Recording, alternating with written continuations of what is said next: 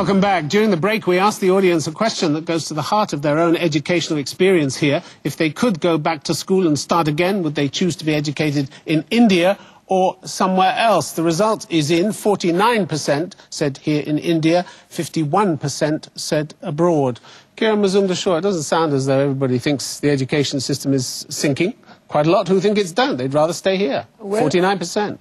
Well, but 51% said they'd like to have it outside. It's not much in it. Not much in it, is there? I think the main reason why I think that, well, the fact is that there is a huge number of people who would rather be educated abroad. And why is that? Again, I get back to the point. A lot of young people... Grass is always greener on the other side. No, a lot of young people today who are educated in India find it very difficult to get the employment which they think they are entitled to. Okay. And that's because, again, they haven't made that employability cut in terms of high-end jobs. All right, Fraser Mascarenhas, quick reaction to that. Well, I think... You feel vindicated by that? I think, yes. I think it's quite a hopeful sign that people are convinced that not only is the education good, but it is getting better. I think that's the hope, and all the signals are in that direction. All right, well, we have a lot of young people who presumably are going to argue that point, among many others, over the next half hour or so. The motion before us is that education is sinking India. We're going to take your questions now. If you stand up and when we get a microphone to you, we'll be glad to have a lady in the first row. We'll be glad to hear from you. I'm Vani Tripathi. I belong to the main opposition party of India, and I work with a lot of young people. My first question to Father is that you were talking about quality education in India. The education minister recently said that there's a 12.5 lakh deficit of teachers in India. Where does that take our classrooms to? Who's going to teach in them? And also to when you say lakh, could you translate that for the audience abroad? That's almost 1.2 million. Yeah, 1.2 million. Mm-hmm. And also to Mr. Pai and Ms. Shaw, of course, let's convincing just arguments. take that question first. Sure. Fraser Mascarenhas. Well, I think, you know, just as there's an expansion of schools in India, if you look just at Mumbai, there is an expansion of teacher training colleges. So you have to give the country time. This expansion has just started. It does not happen. Teachers are not prepared overnight. Father, are we just looking at the urban cities of India and thinking that's where India lives? India lives in its villages. It lives in small district centers of UP, Bihar. Uttar Pradesh was a question that Tim Sebastian spoke about. Are we only looking at the big cities of India, or are we actually looking at where India lives, which is called Bharat, which is probably another part of the country? I'm happy to say that the organization that runs St. Xavier's College has just opened a junior college in Maharashtra, fully funded by the government of Maharashtra in a remote tribal area. And we are not the only one. There's a whole series of these things that the government of India is and of Maharashtra is supporting.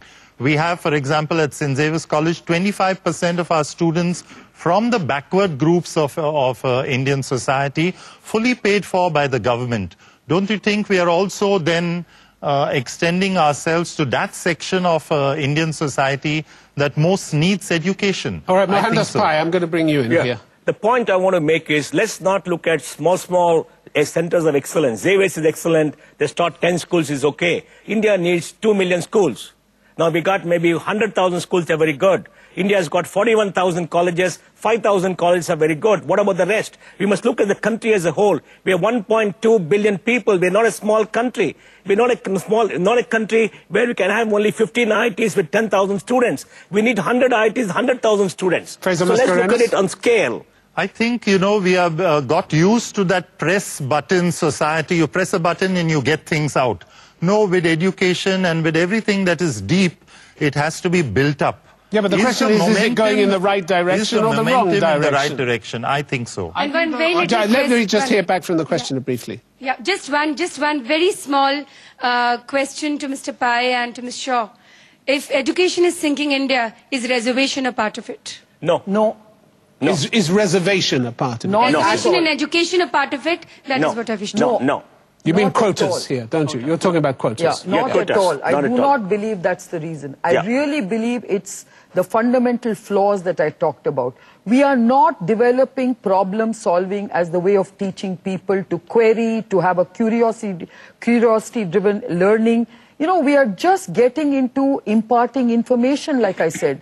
we are creating a breed of students who cannot solve problems, who cannot add value. If you cannot create that kind of education, we are not going to be able to grow our economy. Bishop Cotton School in Bangalore, where you went, did pretty well for you? Did very well for me, but you know, as Mohandas said, that's a very small number of schools that do that. And Tim, there is a solution. Imagine we give a tablet with preloaded software and education material to 200 million children.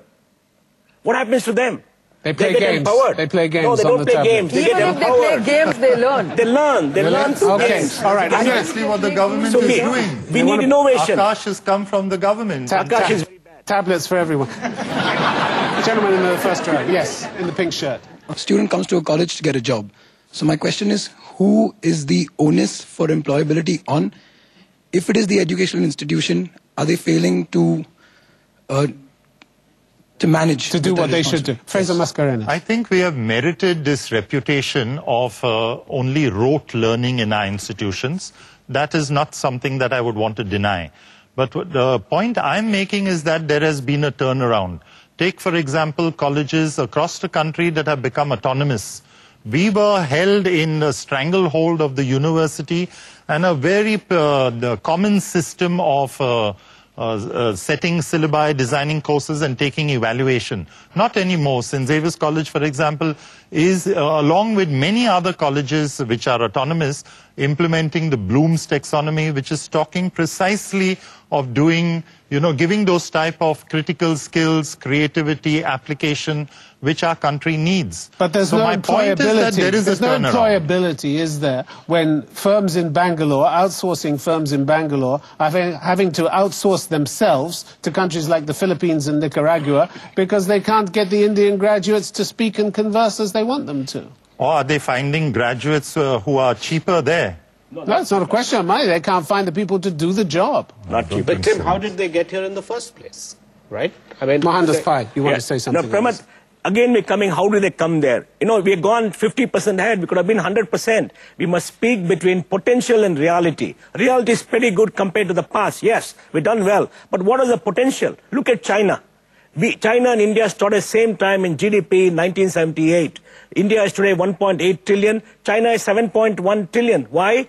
98% literacy in China, investment in education. Everybody's got a primary education. Education system is working better. Much more research. Look at the potential and reality. I want to come back to the questioner. You said you were a student 2 years ago. Yes. How employable were you when you left? Do you have a job now? Thankfully, I was a student of St. Xavier's College, so the kind of... So it's payback time. No, not at all. There is a huge gap between the premier institutions of this country and a large number. And the problem is that corporate India is not recruiting only from the... In fact, it's extremely expensive to recruit only from the premier institutions. And so they're not enough. It's not enough. The numbers are not adequate. So while there are definitely some institutions which are really... somewhere underlying all of this, Tim, is the assumption that the government has to do something about this. No. The country is not the government. We all have to do something about it. And the moment we start to look at the glass half full, then I think we will do something about it. Education is regulated by the government. And I think that's too much is made out of that. No, but too much is made out of that. Actually, it's quite easy to start a university today. If you actually go to a government... It's not about starting the university. It's about running the university. It's about running the university. Even running the university, I'm sorry, is not that difficult. Pramad, it's not about the curriculum, it's about the teaching system. We have a 19th century framework for a 21st century education. Our universities do not have autonomy. There's corruption in the education system. And people are trying to fleece many young people by making sure only politicians get the license. If you're a good person and you want to start a university, they will not give you a license. It's a rotten system. It is failing India. All right, lady in the first row. Hi, my name's Leena Asher and I run a chain of private schools, Kangaroo Kids in Billabong High. And my question is to you. I understand we don't have to point at the government for anything and everything. And I'm lucky enough to have had half my education here, half in Australia, and came back here to try and make a difference to the rote learning sort of style of education. But no sooner do entrepreneurs like us sort of come up and start doing things and the government comes and axes us in some way or the other. What I'd like to ask you is why can't the government government just completely allow privatization of education and universities, just like they have done the airports and other things that have benefited from it. Tax us, don't let us run as trust, tax us properly, and invest that money in education. And that is happening. And that is happening in some states. But the point is, is the government part of the solution or part of the problem? She's suggesting it's part of the problem. I think she is right. I have faced all of the problems that people are talking about here. All I'm saying is that even within the country now, there is a rethink on a lot of this. I can give you an example where we are setting up a university in Haryana. We went with an application to the government. We have complete freedom to do what we want. We did not have to pay any money to anyone. We were completely supported in setting up the university.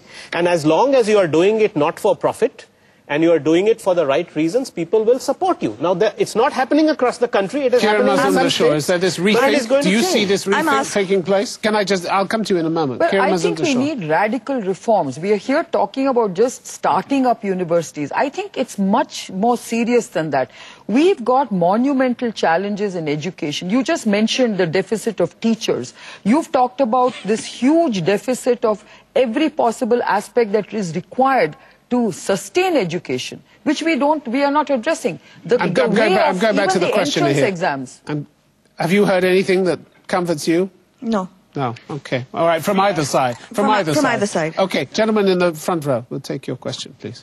So my question, sir, is this, that when do you think that by deregulating higher education, the money for the government which is going into higher education should really go into primary and secondary education? Sure. And that is not happening. Yeah. And the other thing which the panel has completely missed is that there's no talk about vocational training and skill building. Okay. And that is missing completely. I think that deregulating is, of course, the answer. Privatizing education is, of course, the answer. But I'm a practical guy, and I can tell you, looking at the politics of this country at this time, it ain't going to happen in the near future. It's just not going to happen. It's a pipe dream to expect that the government will allow private education, regulated private education to happen in this country. So I'm not defending the government's position. I'm against that position. I think privatization is good and it should happen, and government should focus on primary, but it's not going to happen. So what do you want to do about it? We can come here and keep debating this. Are we sinking? I think we are not sinking, because some people, and a lot of people in this country, are having a realization that it is hopeless to expect that the government is going to change anything, and that others of us have to go and do something about it. So you just bypass the government? Absolutely. I would focus on, the potential that my friend spoke about, and the type of efforts that are being made. Take, for example, the Teach for India initiative here based on... Father, potential in reality, you need 10 million children. Please don't speak at once. Please don't everybody speak at once. This is the beginning of a rash of initiatives. This is not... I gave you one example and you're saying that's the only example. I don't think that's fair. Father, we have a huge... and this is precisely tackling that... the population that requires it, because those are the underprivileged. Father, if we believe that a group of well-meaning individuals can change this country, it's not going to happen. We need change in policy. We need the opening of the system. We need thousands of people to come into the education system. For example, vocational education. 10 million children require vocational education every year. 1 million get it. 9 million are untrained. No country wastes its human resources and refuses to invest in its children like India. In the 12th plan, there is a huge initiative now just starting on skills 60 education. years we lived on hope that we get a better India. We not got it yet. Okay. We got to live another 100 years. All right. Father, we want it tomorrow. Lady in the center there. Yes. Hi, my name's Kanika Kosa. I actually am from Teach for India. My question is to both of you. We are expanding, but the quality of education we're expanding with, is it staying the same? Is it deteriorating? And what about primary education? I work for a 4th grade classroom in a BMC MCGM school, and morning shift, we have 2 teachers for 8 classes. Half of them sit in the staff room. They don't teach. We have 2 Teach for India fellows in the afternoon shift that take care of 4 classes. I myself have 60 kids. The quality of education, we're expanding, but our quality is not staying at the same level or increasing. Are the children learning anything? In some classes there are where we can give extra time and more effort and individual attention. But in general? No. I walked into a second grade classroom. More than half of them don't even know 1, 2, 3. Right, that's not bottoming out, is it? That's not bottoming out. That's heading further down, isn't it? No, she is a symbol of why it is not bottoming out. All of the people sitting in this room have to go out and start teaching in our schools. And we can again go back to the government and say... What are you saying? She's not doing enough? Oh, I'm saying she is. I'm saying she is the hope. She is a symbol of why we are not sinking anymore. And she's telling you that the hope isn't there. But my point is, there are not enough of us. And I agree. The people that are pre-existing in these schools, they're teachers, they're BMC teachers and MCGM teachers, that there's no teacher training for them, and the teacher training that they have. Yes. Is not good enough. But don't because you think, they come back to the staff room. Don't you think the government has recognized that, and now the BMC is asking private parties to take charge of these schools? Precisely that is being recognized, and it is being addressed. Agreed, but it's not happening at the rate of our expansion. Yes, and you're not noticing any change. We don't have the resources to expand. We need to expand, but we don't have the resources. Look, this is a proposal that's just come. The people who have to run the education system, who are paid by your taxpayers' money, have to do their work. Now, you are doing a great job. I salute you. But you are a poor substitute for the system not working. You are a quick aid, a quick fix. But that's not the fix we want. Exactly. We want the people to work there, and that's why we say education is sinking India. It's not working. It's the quality of education that we are talking about, and which is what you said. Exactly. Okay, gentleman in the first row. This is Agnello Rajesh here. I am also into the business of promoting skillful education. Apart from that, a lot of economically challenged students, but academically brilliant students, find cost of the education as a deterrent to take professional education. What can be the solutions in the combination of the government and the corporates coming together? Kira Mazumdar-Shaw, why don't you try that one? Well, I think there are many models of doing that, but I think if education is going to be such a driving force for economic development and economic growth, I think government has to start investing in education. And therefore, PPP models will work in this kind of a model. Public-private partnerships. Public-private partnerships. Government spending is a big example to the past history of this country, that government spending doesn't reach to the last mile. Yeah. A lot of money gets filtered and it doesn't reach the last mile. So how can there be a marriage between the government and the corporates and the private entities? Sector has to you have to create a model where private sector puts the checks and balances, where you have the government investing in scholarships. Something good is happening in this country where even the corporates are an education system. For example, Infosys. Even after the student finishes his education, in Infosys is trained for 6 months to 2 years. So why that need is to be there? That need should not be there. He should be job ready right the day he finishes his professional education.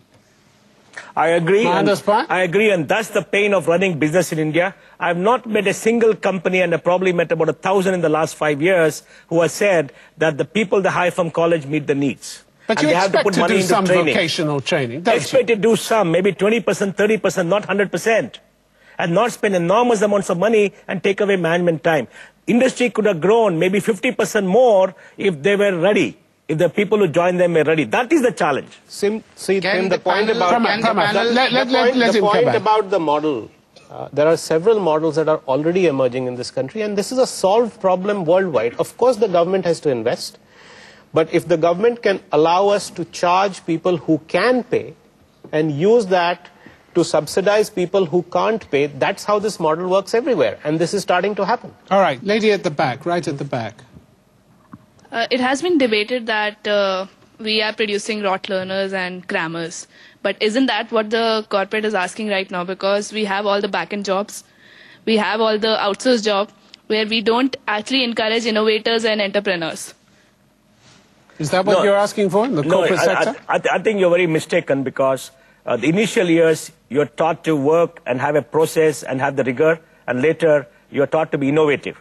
And nobody prevents innovation. It's left you to be innovative. No, when you actually take up innovation and entrepreneurship, you want to start something new, you actually shunned away. No, you're not. You just have to leave the company and start yourself. Yeah, there are 100 That's the problems same thing, isn't yourself. it? No, that's the same thing. But no, but companies want it to work. See, let's not mistake what companies want. Everybody in the company cannot become an entrepreneur, right? You got to sell your idea as a person with an innovative idea. Others have got to buy the idea. If you've got an idea, unable to sell the idea, you can't blame the company. But Mohan, she has a point, and I'll tell you what the point is. The point is, we just started this program in the liberal arts and humanities, right? The fact is, corporates in this country only want engineers and MBAs. That's all they care for. And I think you have to put some of the responsibility for that on the companies in this country also, that they value only a certain type of education. And therefore, we've seen a mushrooming of engineering and business schools who only provide that kind of rote learning. So because they think all we need to do is create an engineer and this guy will get employment. Around the world, people are not so obsessed with just hiring engineers and MBAs. For lots of jobs, you hire people with history, political science, international relations, English majors, including in England. And then teach them something completely different. Pramath, I want to also mention that our sector, which hires a lot of scientists, we give a lot of weightage to innovative thinking. That's good. For us, creativity and innovative thinking is paramount. That's why we are not thinking. We find that that's where we have an issue. And how much of that are you finding? We are finding a huge challenge finding that kind of talent, because the kind of education we have here is not curiosity driven. It is not project driven. It is about rote learning, and it is really about just acquiring information. They are not able to apply their knowledge. That's the big challenge we find. All right, lady with the sunglasses, yes. My name is Preeti. I am a professor with St. Andrews College in Mumbai. I'm observing that we only are talking about the employability quotient since we started this debate. In my classroom, my target in front of my 100+ students is not only giving them a job. We have so many other aspects to take care. So I want to know panel's views on this. So you educate people to know as well as to do, is that right? Yes, sir. We are talking about just employability, economy, percentage, GDP. But then there are so many other things when I deal with my students. I have so many other things in my curriculum, in my classroom happening. So it is not only about translating into GDP or economy or something. Fraser Mascarenhas, you'd agree with that? Yes, I think so, because it's quite clear that in the global economy, you cannot teach in our educational institutions exactly the skills that they will be needing as soon as they get into the job, because the job is changing so quickly. What we need to do is precisely what this lady is talking about. Give them life skills, give them critical thinking, give them the type of creativity that will help them to solve the new problems that are constantly changing. And that's the effort that is going on in many of our institutions, which the government is backing and funding. But Kiran Mazumdar... Yeah, but when we talk about employability, we're not just talking about jobs in industry. We are talking about, self-employment. We are talking about teachers. We are talking about entrepreneurship. There is you've got to gainfully employ yourself. That's what we're talking about. So yes, your holistic learning is very important. And I agree with you that it shouldn't just be focused on getting jobs at companies and specific jobs. Now, there's a big difference between, again, education and vocational training. I think you raised that point. Vocational training is about performing tasks, and education is about solving problems. So you've got to have both. We need, nurses, plumbers, engineers, just as much as we need, economists, doctors and teachers and what have you. So I think you do need both types. And I think what you're talking about is, it's not just focused towards getting a job in an industry. All right, ladies and gentlemen, we've reached the point of the proceedings. We're going to vote now on the motion that education is sinking. If you want to vote for that motion, the side represented by those on my right, you're going to need to press button 1. If you want to vote against the motion, the side represented by those on my left, it's button 2. Whichever button you want to press, please do so now.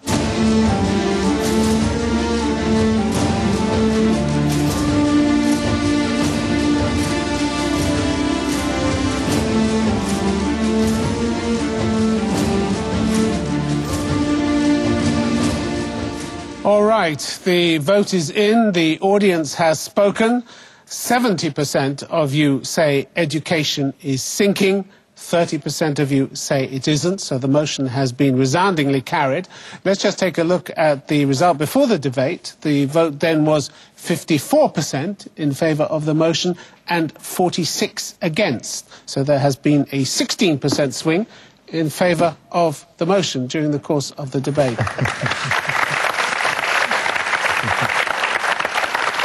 Quick reaction, Fraser Mascarenhas. Well, I think, we need to, in India, accentuate the positive and not just harp on, the mistakes that have been made. We have to accentuate the positive and to acknowledge the good that is happening. I think that is showing that we are in a direction that will be positive. I'm where Father is. I think I have no disagreement with all the problems that have been pointed out. I think we are all seeing that every day. I think what is the solution? To constantly expect the government. Of course, the government has to do it. I am only of the view that we have to look at the glass full, half full, and actually start doing something about it than constantly pointing the finger at the government. Okay, Mohandas Pai, you probably don't take much comfort in this victory. No, I would say that as Indians, we must stop living in a make-believe world where everything is goody-goody. Accept reality. Reality is not good. Work to change reality and make sure education takes this country forward. We have to invest. We have to change policy, create an open system, and every child should get educated. Well, I agree with Mohan. I think basically if we want to realize our demographic dividend, then education holds the key. There's no debate about that. But it is the quality of education. It is the right education. It is not simply the right to any type of education. Because I think we need radical educational reforms starting with facing how bad things actually are. Absolutely, and we need policy changes, and we need a lot of these experimental models that will help us to scale up very rapidly. Right. And I personally believe technology holds a very important key to that. Okay, all right. Well, we've come to the end. My thanks to the panel. Thank you very much indeed. To the audience, both here in the studio and around the world. Please keep in touch with us via our website, www.theoutsider.tv. Till the next time, from the Indian city of Mumbai, good night.